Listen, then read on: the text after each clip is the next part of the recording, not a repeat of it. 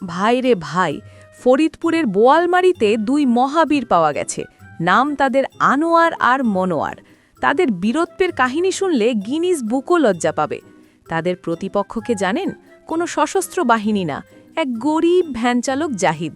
ঘটনা হইল, জাহিদ বেচারা ভ্যানে করে জামায়াতের মাইক বাজাচ্ছিল। ব্যাস, এই অপরাধে দুই ভাই মিলে দোকান থেকে হাতুড়ি বের করে তার চোখের ওপর ঝাঁপাইয়া পড়ছে। সাবাস বাঘের বাচ্চারা, ভ্যানওয়ালার লগে গায়ের জোর দেখাইয়া তো পুরা বিশ্ব জয় কইরা ফালাইছেন। আপনাদের তো অলিম্পিকে হাতুড়ি নিক্ষেপে গোল্ড মেডেল দেওয়া উচিত। আরে ভাই, ভ্যানওয়ালার কি আর দল আছে? তার দল তো পেট।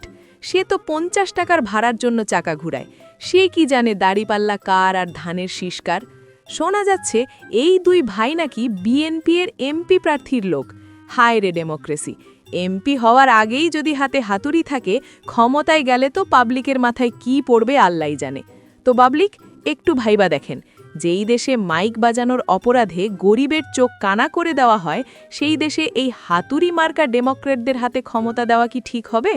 চোখ থাকতে অন্ধ হইয়েন না, নাইলে ভ্যানওয়ালার মতো আপনার কপালেও হাতুড়ি জুটতে পারে। সাবধান।